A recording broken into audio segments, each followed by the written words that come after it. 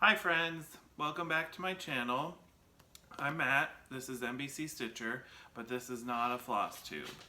So I have been saying that I was going to do a video about books, a book talk, and I have kept not putting one out there. I have filmed a couple, or I've put them in some things that I didn't end up posting for one reason or another, but I'm actually went ahead and did it. So today is Friday, September 18th, 2020, and it's Friday evening. I got home from work a little bit ago, and today has been kind of a day. I mean, work was fine, it was busy, but then it's been, I guess, a little over an hour and a half or something since I found out that Justice Ginsburg passed away today. So that's a lot. Yeah. Anyway, there's a lot of things going on, and that can mean a lot of different things. And right now it just means more uncertainty because we have really no idea what's going to happen. And it's 2020 is such a great year, said no one ever. Anyway, so I did really want to do this, and I don't want to spend too much time on that, but if I'm not the most upbeat and joyous person or as happy as I am in most of my other videos, you can this is fair warning of why. But anyway, okay, so my thoughts on this whole book talk / non-Flosstube video, which I will be doing another Flosstube. I probably will. I'm going to try to film it this weekend. It will have the results from my giveaway. I don't know if this will be up before that one or which one will come up. You will know because you are in the future and you have that knowledge. But if you so if there's not a new Flosstube out yet, it's coming, and if there is, then hello, bonus area. So what I want to do for this is I love to read, and I love a lot of books, a lot of book series. Books have always been really important to me. I have enjoyed reading since I was I think it was like 4th grade when I found something that I really liked and really kind of pushed me. I also had, I think it was either 4th or 5th grade. It may have been 5th grade, but we had a contest of how many books can you read. And I was that competitive kid that was like, oh, I can do that. And and it was how many pages were you reading? And so I did that, and that really because of that, I found some types of books that I really like, and that has grown as I have gotten older, obviously. I mean, a 5th grader is not reading Tolkien or something like that. But I've talked about it before, but I am a big fan of science fiction fantasy, in the adult arena as well as in the young adult side, and even some of mostly that area. More adult than young adult, but I still do read some young adult. There's some definite, I enjoy them both. And so what I thought I would do, I have a couple segments that I'm gonna try out this time, and we'll see, this may change. But I want to talk about a couple things. First of all, I want to go through what I've recently finished reading. Since I haven't done one of these before, there's quite a bit this time, but my reading schedule kind of fluctuates. So because of that, sometimes I get more into podcasts or TV shows or something that's out, and I'm spending more time doing that than reading. And so especially podcasts and books, since I do a lot of my reading through Audible. I mean, I know I'm listening to it, but I'm considering it reading because that's the usual verb for a book. It's because I tend to do either listening to a book or listening to a podcast during the same kind of activities. I can only do one or the other, and most of the time when I'm listening to a book, especially if it's a long one, that will keep me from listening to more of my podcasts. So I want to talk about what I've read recently, and also like a podcast that I've been listening to or something along those lines. Sometimes this may be more on the podcast side if I've been paying attention to those more recently, or it'll focus more on books. But first of all, and I want to expand it a little bit more, not just books, but also if there's like a TV show or something that's been coming out that I've really been into, then I want to talk about that a little bit too. So I'll first start off with that part of it, and then we'll go into the books. And then my last section is kind of like my favorites, or some of, like, I'll talk about some series that I really like and they're important to me, or things that I want to show or talk about those. So first of all, let's get into what is what have I been watching, what have I been listening to. I haven't really been listening to any new podcasts. I've been more listening to books, so that has been kind of my focus. But I have watched some TV shows. I've been very all of the Drag Race shows. I mean, I have been watching RuPaul's Drag Race since. I know I didn't watch all of season 1 when it first came out, but I'm pretty sure I saw most of, if not all of season 2 as it came out. And then, like, since then I have been watching it. Season 3, 4, 5, everything. I mean, it's just been,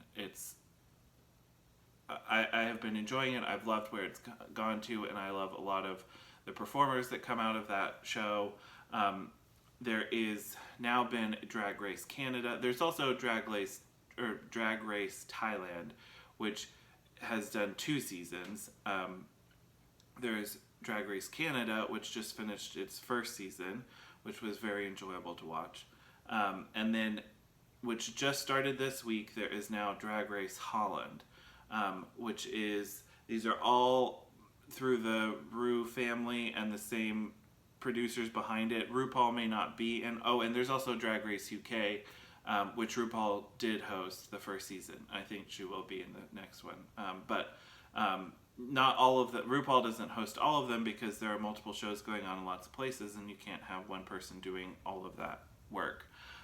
But it's been really enjoyable. I will say that if you're going to watch Drag Race Holland and Drag Race Thailand, I don't know why I said Philippines, Drag Race Thailand, it is, there are subtitles, and some of the people speak in parts English, but you definitely have to be watching the TV and be able to read it, because unless you speak those languages, and then great for you. I mean, my language skills are kind of limited to either a dead language, like Latin, some little bit of Italian, but not really enough to get by, or really very minimal or Spanish, and that's just not helpful, really. So anyway, I love those shows. One of my, if you don't know what RuPaul's Drag Race is, the basic theme of it is it's a reality competition show with drag queens, and they compete in different challenges, and then in the normal show, or the regular season, I should say, the bottom 2 queens have to lip sync for their life, and then the winner of the lip sync gets to stay, and the queen that does not win the lip sync has to go home. And that's kind of like the format of it through the show. It's hilarious. I love it. It's not the most politically correct. Drag has never been that. It's always been confrontational and not PC, so that's just not what it is. But I've enjoyed it. I loved it. A lot of my friends love it, even if they're not gay, and so it's just a great thing. If you haven't watched it, you can check it out on if you have CBS All Access, seasons 1 through 10 are now available there, as well as the first 4 seasons of All Stars of America's RuPaul's Drag Race from the US. And if you want to watch the other shows, there is a streaming service called WoW Presents Plus, which is World of Wonder, which is the production company behind RuPaul's Drag Race. They have their own streaming service that you can get on wowpresentsplus.com. And I think it's available on Roku and maybe Apple TV. There's quite a few places that carry it. And you can, you can use that to watch the show. If you're outside of the United States, you can use Wow Presents Plus likely to watch America's Drag Race. But if your country has Drag Race, it probably won't be, it'll be streamed, it'll be on the channel where that is. So, like, if you were in Holland, you couldn't watch Drag Race Holland on Wow Presents Plus. But I'm in America, I can watch it on Wow Presents Plus. But people in Holland can watch regular Drag Race on Wow Presents Plus, I think. So, but there's it has all that information there. If you are curious about it, you can go on to the website and find out all about that. So that's that section. So now I want to talk about what I've read recently. So I have been reading quite a bit, and I have just finished a book today that was kind of the,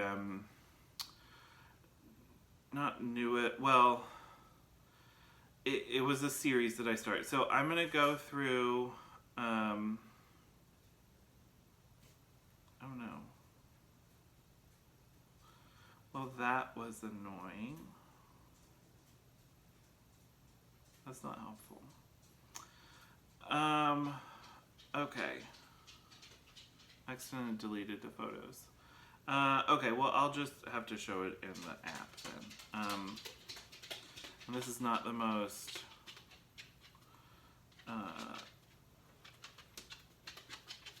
helpful way. Okay, well, let's start with this one. So this is, oh, come on. The Children of Blood and Bone by Tomi Adeyemi.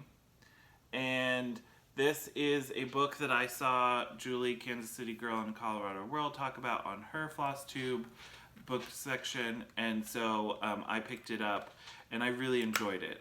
She has done there's a second book in the series. I have picked it up, but I haven't read it yet. And she talked about both of those in her channel. It's a book about, it's a fantasy series, or, well, there's 2 of them now, but it's set in not our world, but it's very influenced by West African culture, and in a world where there are people that have magic and those that don't have magic, and then there is an event that happens, I think 10 years before the story begins, where magic has been taken away from people, and the leader of the non-magic people, who is the king of the country, is trying to get rid of magic from his country for some reason, and the main characters are get involved to try and restore magic, and they're they're like young adults. So I think it fits in the young adult category pretty well, but it's really good. I would also recommend the narrator. She does a really good job of differentiating from the different point of view characters, and pronouncing all of the names really well, such that you can really get an idea of how everybody is supposed to be said. And yeah, I really enjoyed it. It was an interesting approach to an interesting magic system, an interesting world, and I'm excited to read the second one, even though I've heard that it has some issues. Or at least some of the characters make some choices that you're not so happy with, which some of them did that. They can be a little annoying in the first one as well. So that's not that surprising to me, but I'm still interested to read it and to see what happens next. So that was a pretty good one. And okay, the next one I'm going to talk about is this is the newest book in a series that I have read. It is called False Value. It is by Ben Aronovich, which you're getting a lot of glare there. Sorry. And it is, so the series is called The Rivers of London, and it is a adult fiction series. It's urban fiction, so it's set in like London, UK, present time. But there's like a whole underground magic world, and the main character, Peter Grant, is well, I don't want to give too many spoilers because this is the most recent book in the series. But he is a police officer and then gets involved in, kind of discovers this whole world of magic, and then has all sorts of police investigation / magic crime fighting adventures throughout the series, and and adventures in his personal life as well. So it's a very interesting book. Again, the narrator is amazing. He does a great job of speaking in different characters' voices. There's an interview between him and the author at the end of this one, on the audiobook version, where they talk about sometimes the author would put in like a type of British accent for the narrator to do, knowing that he's going to be able to do it, and just wanting to see what he comes up, or how he does it, and getting that whole vibe from him. But the narrator is there it is, Kobna Holdbrook Smith, and he is an actor, a UK actor, and he also does this, narrates the series. He is great. It's a really good series. I really liked it. I do know that some reviews that I've seen of it have marked it down for being sexist at times. I mean, the author is not, and I acknowledge it. I mean, it's not like his female characters are like portrayed as weak or anything. I mean, there's a lot of them that are very important through the series, and but he does have a way of describing women and parts of the female anatomy that are definitely present. I mean, some of it is from the character's perspective of a young adult male who is heterosexual and wanting to find someone. So that's kind of understandable, but that's definitely, I mean, it's there. People have commented about it in other reviews, so that's present in this series. If that's something that you don't want to see, then this is definitely not the one for you. But it's not there like a whole lot. This is not like Game of Thrones level of descriptions of people and situations. It doesn't get to that level of stuff. Yeah, I mean, it's there. So anyway, I really enjoyed it. I think this is the 8th book in the series, and I have enjoyed the series is called The Rivers of London. In the UK, the first book is called something different than in the American name. The American name is like Midnight Riot, and the first one is like, I think it's called The Rivers of London, or like something related to. There's a lot of different things, and the rivers are an important part of the story, but you kind of get that through the series. But yeah, so that's The Rivers of London. False Value is the name of that book. Okay, next up I want to talk about is something a little different. One thing I also like reading is like, not all the time, but I do enjoy some biographies and some like, I guess, I don't know if you would call it like a celebrity book, or like, you know, pop culture person type of, they write a book. This is not quite, this is sort of in that category, but like the Chelsea Handler books or things like, I mean, that's a little different. I mean, I do like the Chelsea Handler books, but anyway, this is, and this is also related to Drag Race, because this is Trixie and Katya's Guide to Womanhood. Guide to Modern Womanhood. Trixie and Katya are two drag queens that were on season 7 of RuPaul's Drag Race. Originally, they both were on the same season. After their season, they started doing a YouTube show produced by the World of Wonder people that's called, and it's basically they talk about whatever they want to talk about. There's a whole production side of it that puts in all these kind of sound effects and memes and stuff that's going on in the whole show. It's amazing. It's hilarious. I love it. If you get WoW Presents Plus, you can also watch it, and it's not it's not the YouTube version. It's like the uncensored version, I guess. I think.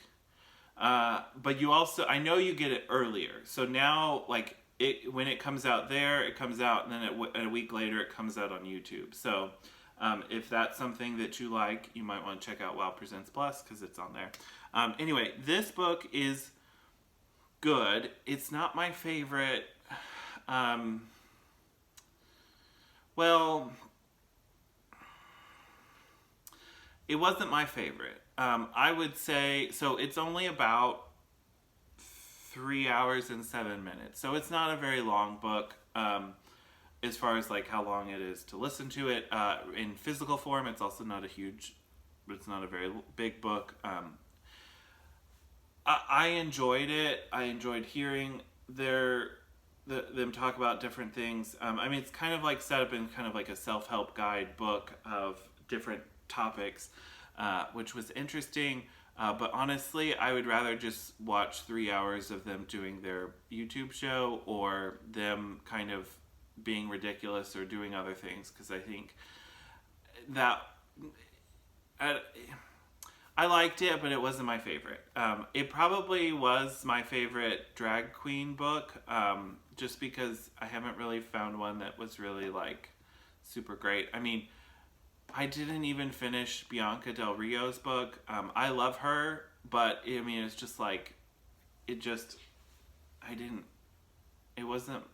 that format, I didn't really like it. It was a little different than like seeing her on a show or doing a show or something along those lines. But anyway, I did like it. It's not my favorite. And I'm not going to like return it or anything. I don't even know if I think you can do that on Audible for some things, but there's better ways and more enjoyable ways to get your dose of Trixie and Katya than their book. I still like their book. I still don't. I have no regrets of getting it, and really enjoyed listening to it. But overall, it just wasn't my favorite. So okay, next up is a series, and I'm gonna go with I'll show the first one. Okay, so this is called Nice Dragons Finish Last, and this is by Rachel Aaron. It is this is a young adult urban fantasy, apocalyptic fantasy series. So it's set in like our world, but like in about 60 or 80 years from now, there was a meteor that hit the earth and brought magic back to the world, and with that, different spirits and magical creatures reawoke, and one of the main characters is a dragon, and another main character is a mage, and it's kind of like their story of how they come to be together, and then there's it goes way beyond that through the series. It's kind of the dragon, he's not very draconic. He doesn't kind of follow the stereotypes of what the rest of the dragons in his family do, or what, you know, his mother thinks what dragons should be. He's nice, he's not possessive of people and things, and he's not like he doesn't believe in fighting or taking things just because. He is more like, kind of like, can't we all get along, or there's a way to deal with this and let's talk it out and do that. This is not the best like explanation, but that's kind of like where he comes from. And that's Julius. He is the main character that's a dragon, and then the other main character, Marcy, is a mage, so she can use magic. She is, they're both in their like mid-20s.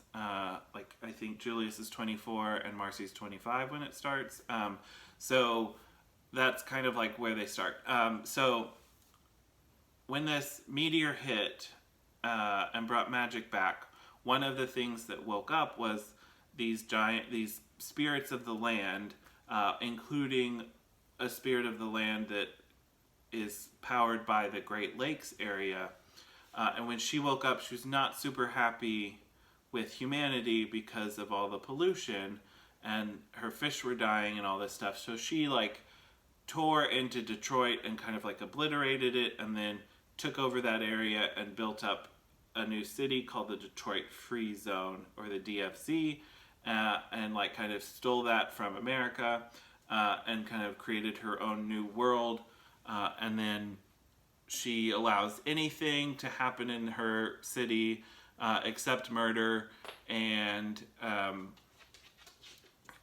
she doesn't allow dragons there. So then Marcy is there, she gets there, and then Julius comes to the DFC, or is brought to the DFC by his mother, who is tired of him kind of whatever he's doing and wants him to like make a man or make a dragon out of him.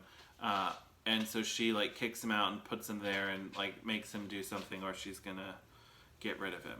And so that is kind of the basic overview of the series. Or well, really the first book, and it kind of goes on from there, and they both kind of become, or they, you know, trying to figure out what's happening and stop something major that's coming into the future.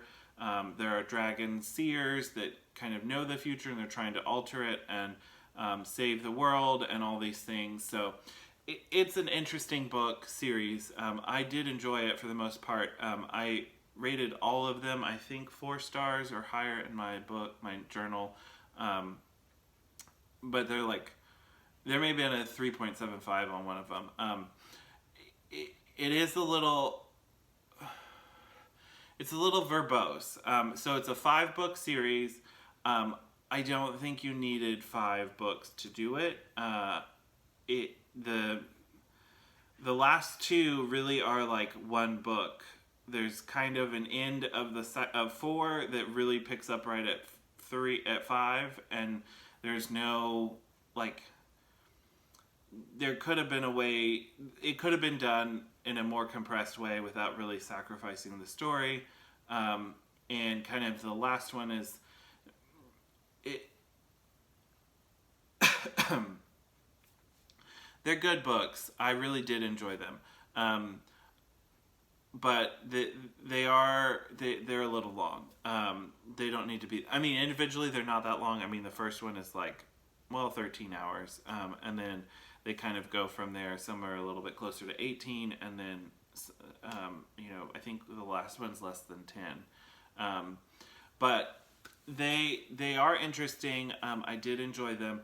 The narrator, who is Vikas Adam, he is pretty good. I mean, there are a few instances, I think there are like 3 or 4 in the first book, and then like I noticed again in a couple of the other books, where he just pronounces one word really weird.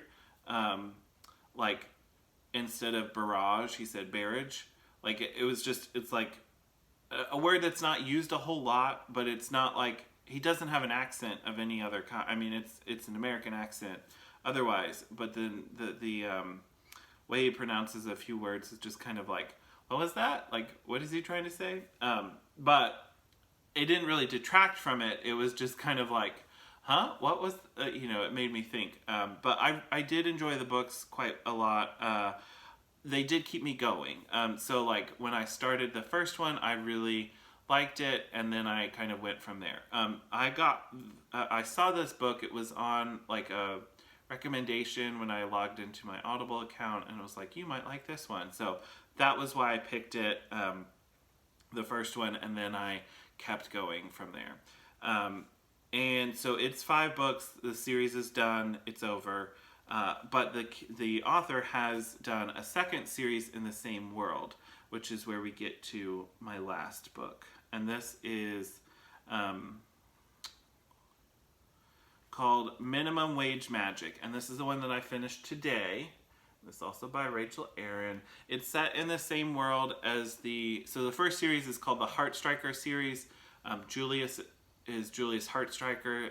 That's the Dragon Clan in that world. So that's the name of the first series. This is called, I think it's called the DFZ series. So it is set in the same world as the Heartstriker series, but about 20 years after the time of the first series.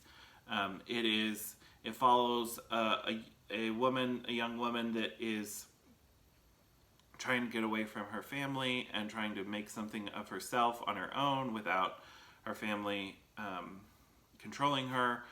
She is a mage, but she's very talented with magic, but she's not good at coming up at paying attention to, she's kind of more of a so the way they describe it, so there's like thaumaturgy, which is a type of magic or an understanding of magic that relies on equations and high-level math type of work. And then there's like shamanistic mages that are more like related to a spirit or different things along those lines. And she's not really shamanistic. Well, she has some knowledge of that, but she is more like she feels how magic should go and not so much pays attention or knows or really comprehends like complex thaumaturgy. So it's an interesting approach. And then she works as so it's called a cleaner, and basically she's like a repo man. Or like an eviction. There's not usually people there, but like when people skip out on their, or they don't pay their rent in the Detroit Free Zone, then the city reclaims the property. She goes in and cleans it out so it can be re-rented, and she gets to keep the stuff in it. It's kind of like a mix between like a Repo Man and like Storage Wars, but they are like apartments or like places where people are staying. So it's interesting. I just finished the first one today. I'm definitely going to read. It's a trilogy, the second series, and it is also finished now. I think the last one came out this year. So I'm planning to read the other 2. I don't know that I'll read them right away because I have a couple other things coming up that I wanted to do. And some of the books, some series that I pay attention to and really enjoy. Like there's a new Dresden book that's coming out later this month, next week actually, probably Tuesday, maybe not. I need to check on that. But that is definitely going to be something that I want to read and be doing that when it comes out. So I don't want to, I may start another one, but I'm not going to finish it before I go do that. And then I'm not going to really talk about them, but I did read the first 2 of the Throne of Glass series by Sarah J. Maas. Those, I'm not going to talk about them as like what I think about them. I started the 3rd one and then I kind of got sucked into this other one. I'm going to go back and finish the 3rd one and then get in like, that's okay, I've read 3, this is my thoughts, am I going to finish them, where am I going with this, what's going to happen? And I was kind of a little, just like preview, I was a little iffy after the first one, but I kind of liked the ending, and then the second one, I was like, ooh, what? Like, really? And then at the end, the last like quarter of it, I was like, oh, I kind of like this. This is interesting. Okay, let's see. I see where you're going. and then I'm interested to see what happens in the next one. So, like I started it, like I got the first chapter. I mean, I'm not like very far in it, but okay. The next section that I want to talk about is called, I'm calling it Makes the Cut. So, and this is completely my own arbitrary reasons, and these are series or books that I really like. But when I say it makes the cut, the reason for that is I have in my house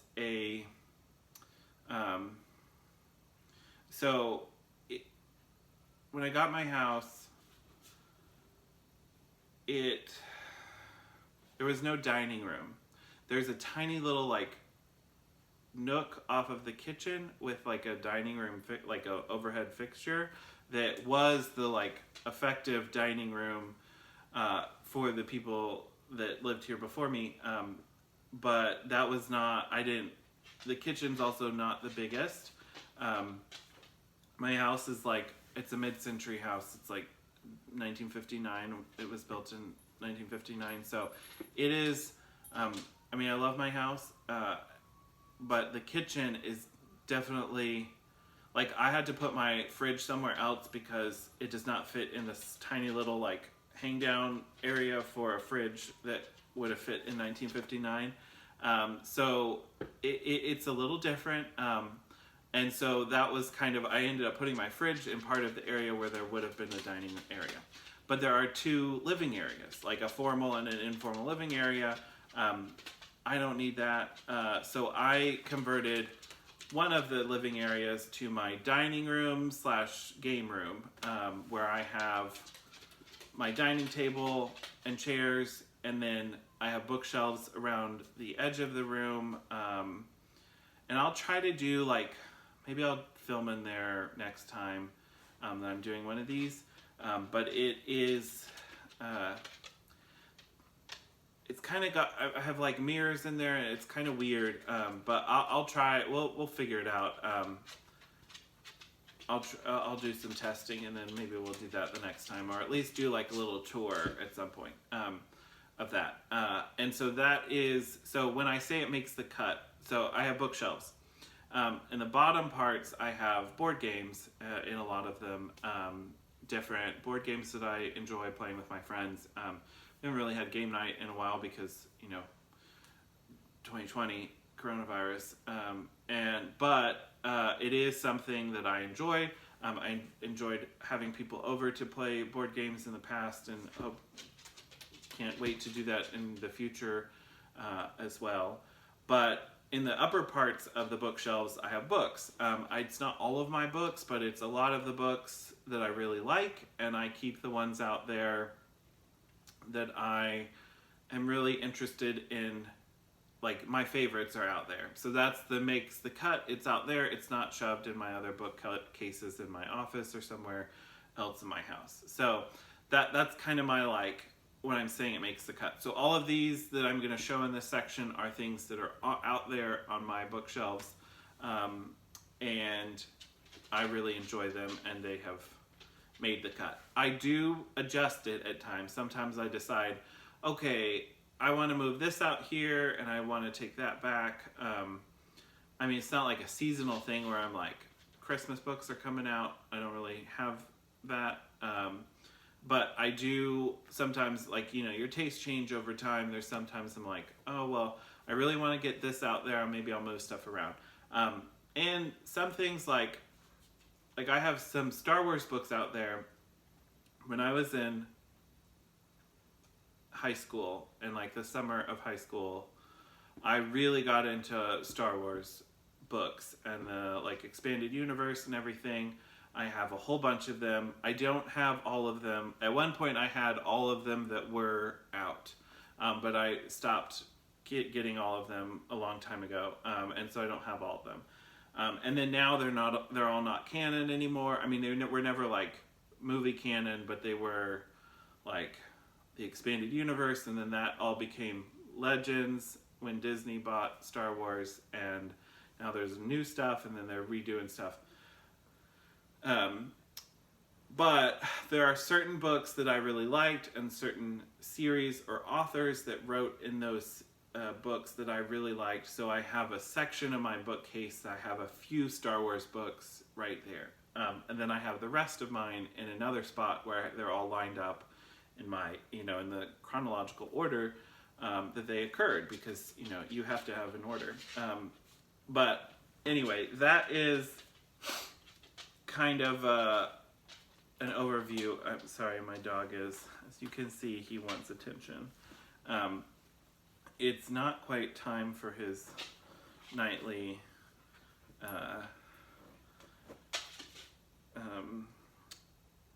he gets I can't say the word because he knows it, and then he'll go grab it and bring it here. But he's a little too smart for himself. But anyway, okay, so let's get to this, because as you can tell, I don't do short videos, so it's 40 minutes and I still have 3 series to talk about. So we'll see, probably be under an hour. Okay, first up, this is, that's book 2. I don't have book 1. So this is called The Natural History of Dragons is the first book, and I don't have it with me. I have it somewhere. Okay, well, anyway, there's that's the first book, the cover of the first book. This is actually the last of it. So this series is a alternative history. Well, it's not even our world. It's a fantasy series. Well, it's fantasy because there are dragons, but there's no magic. It's kind of like a Victorian era world where there happen to be dragons. It's not Victorian era because it's not like England and like countries that existed in our world during that time period. But there are kind of like, the main character is it's called the Memoirs of Lady Trent. Lady Trent is the main character, and it's set from, she's older and she's going back and talking about her life. And it's set in the equivalent of like a Victorian era British Empire world. And it's called, so the main character, she's from a land called Skierland, which is the name, it's pretty much equivalent to like Great Britain during the Victorian era. And then there are other countries that kind of have like you get a feel that that's kind of like Russia, or that's kind of like China, or that's kind of like the African continent, or different things that kind of they have different areas. Anyway, so the main character, Isabella, she is from a middle tier aristocratic family, and she is a middle child. She's a daughter, and she may be the only daughter, but she has several brothers. They're going to inherit. She's not going to, get anything from her family except like, keep her alive, that kind of thing. But trying to find her husband is kind of the main goal of the first part of her mother and her father. But she is really interested in natural history, especially natural history of dragons. She's very interested in science and anatomy and all these things that women are not supposed to be interested in this world. The world of the books. I mean, they are supposed to be interested, or they can be interested in it in our world, obviously. But it's kind of like,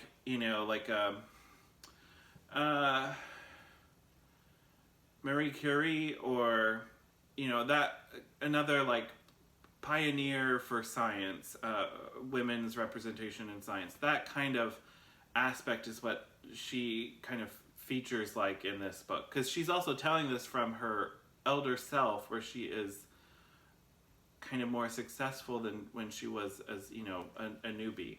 But anyway, she really loves dragons. She wants to learn all about them, in their country, they have a few kinds of dragons, but not really big dragons. And the other thing is, it's really hard to study dragons because when a dragon dies, its body disintegrates within a couple days.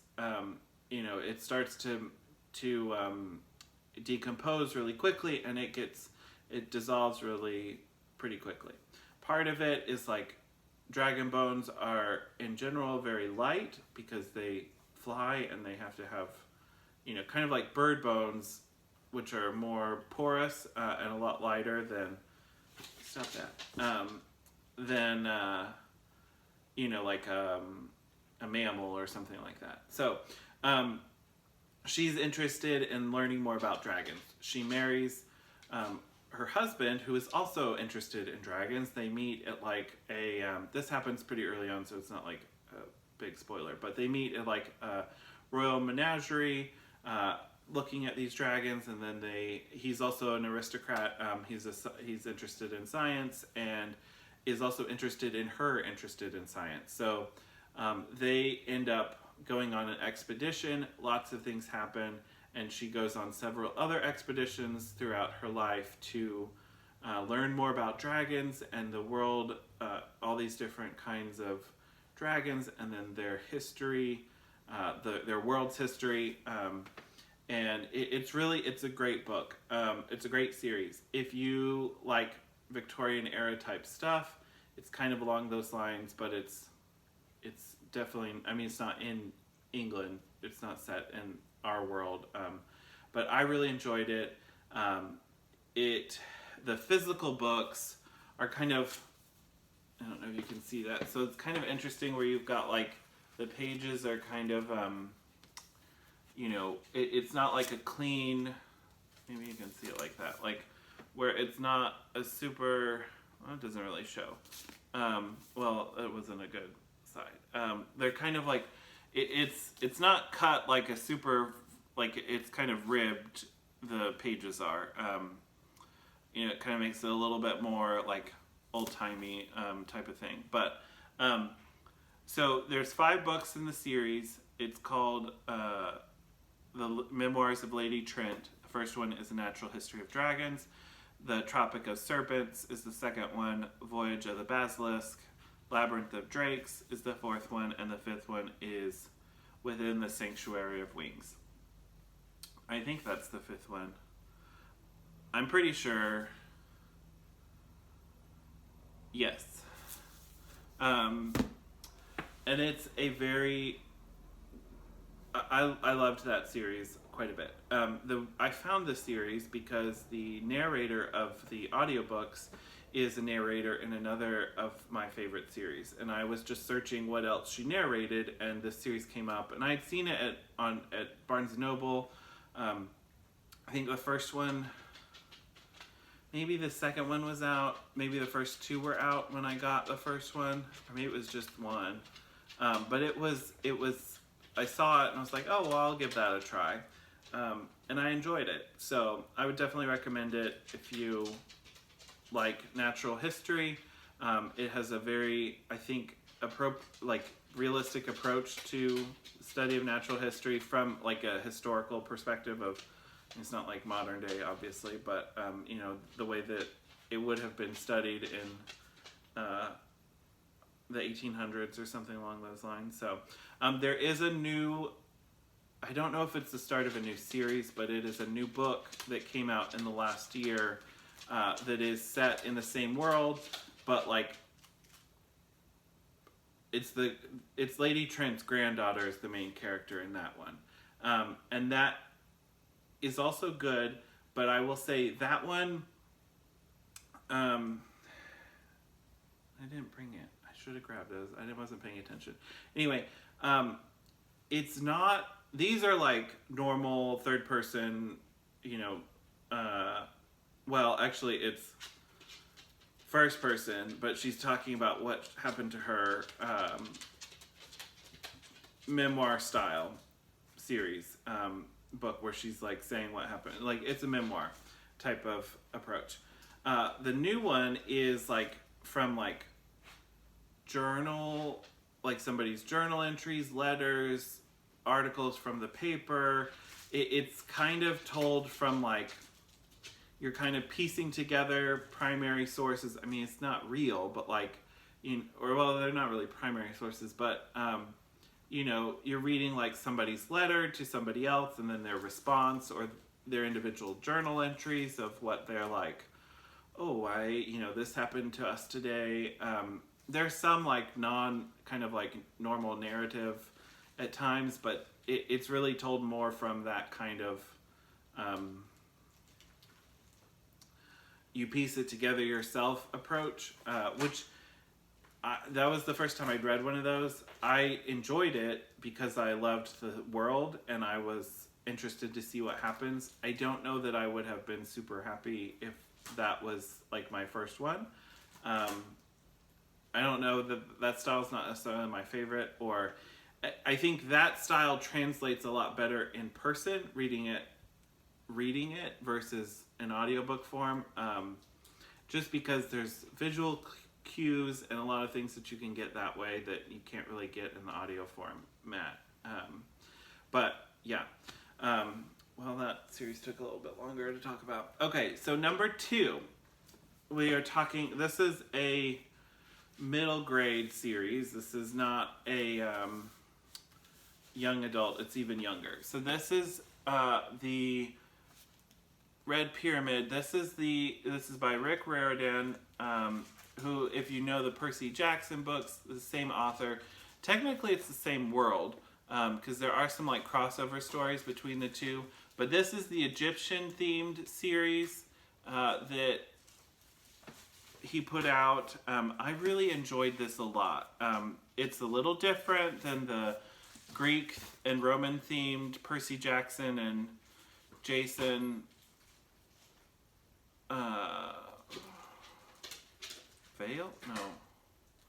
I'm blanking on Jason's last name. But those, it is the same kind of age range of characters and kind of, I guess, the like target audience. But I really liked them. They're really easy read. They're really fun. I like Greek and Roman stuff. I mean, I talked about that in my last Flosstube. But I also appreciate other cultures and learning about other ancient civilizations and other mythical systems and belief systems. It was really interesting to get the perspective of, the way that the Egyptians thought about magic and the different approach to it. It was really interesting. It's different than the hero kind of format that the Percy Jackson books are written in, but it's very good. I enjoyed it quite a bit. I ended up, at least 2 of them I read on a trip probably 10 years ago. Yeah, it was, and I really enjoyed it. I love having like a book when I go on especially a road trip and I'm not driving everywhere. I love having that because I love reading like that, like physically reading. I still do that now with audiobooks too, so maybe, it's kind of just changed over. Anyway, okay, so that one didn't take as long. So the next one, I didn't bring the whole series, but I did bring a couple of the reference books to this series. So this is The Wheel of Time by Robert Jordan, and then the last few books are done by Brandon Sanderson. This is the companion, which is kind of like an encyclopedia of different characters, and this series is giant. If you don't know about The Wheel of Time, it is a high fantasy or on a different world than ours. Well, yeah. Technically it's not. It's like in a different age, but our world has substantially changed, and there's been like apocalypses and things that have happened, and there's a whole magic system and everything that obviously is not something we deal with today. But it's very interesting. So there's a lot of stuff about the Wheel of Time out there, and there's not a real great way to like condense it down. It is 13 books plus a prequel, and yeah, there's a lot of stuff in it. It is kind of, so the first book has a lot of similarities to the Fellowship of the Ring. Not a lot, but definitely some. But basically you have the evil entity, which in this series is called the Dark One, and he is trying to get out of his prison and to take over the world and conquer the world and, you know, kind of ruin it for everybody, all humanity and everything. Now, he has been almost pretty successful in that in the last age of the world, such that he was put back in prison, but he kind of ended up destroying the world anyway. So in the magic system in this world, it's called the One Power, and it is split into two halves, and women can access one portion of it and men can access the other portion. And in the prior age, the Age of Legends, they, you know, men and women worked together to do stuff, and they made all sorts of amazing things, great technology, huge cities, skyscrapers, everything. But they then were, so then the war happens, the Dark One is put back in prison, but when he was put back in prison, he tainted the male half of the One Power. So now any male magic users go crazy after a time because there is like this Dark One's taint on their portion of the One Power. And so it's kind of crazy. Anyway, so there's a prophecy that there's going to be this great heroic character that is the leader from the last age. He's going to be reborn and stop the Dark One and put him back in prison. And it's kind of like the Chosen One storyline and all that. And that's kind of like where you start with, and you know, who is it, trying to figure that out, and then things happen and everything. To the point, to the last battle. That's really a horrible summarization of it. But there's a lot of great examples of that, of YouTube videos about it.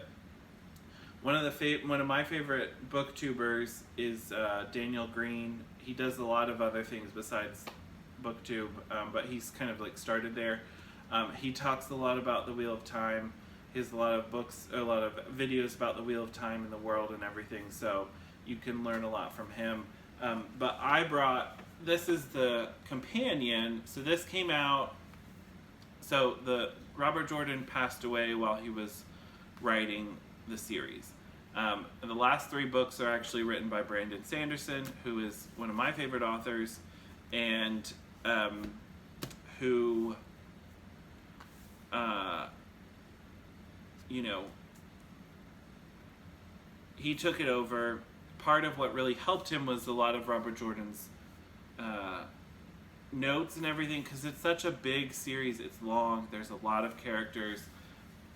There's a lot of different people. It's a whole world that he created, and you don't necessarily remember who that person is, and people come in and out, and you know, it's kind of like Game of Thrones in that sense of, you know, there's a lot of different people, except not as many people die. I mean, some do, but like, it's not the level of Game of Thrones where, you know, after a while it gets easier because most of them are dead.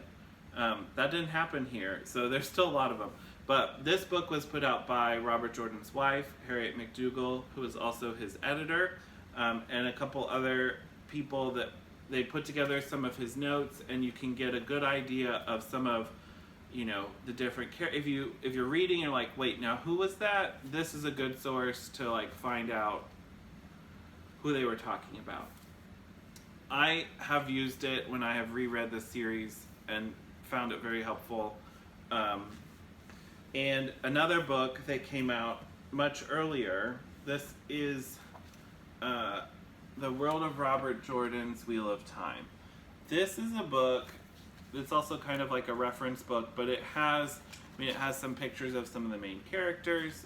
It's like, art of them, but some different things like that, it's not great glare. It has full pictures of like the cover photo, the jacket art of different things. So that's the third book. But it only goes up, I guess. What's that? I think that's book 7. So this is book 7's jacket cover. I don't know what cities that's supposed to be. It may be. No, I don't know. Not sure. Anyway, so it's a really good series. I really enjoyed it. It's by no means perfect. I mean, it's written by a person, so there's flaws to it. I loved it. I loved it growing up, or like in high school. I started reading it in high school, and then after that in college, and it was really impactful for me. Looking back, there are some things where I'm like, he's not the best writer when he's writing a woman, like a character.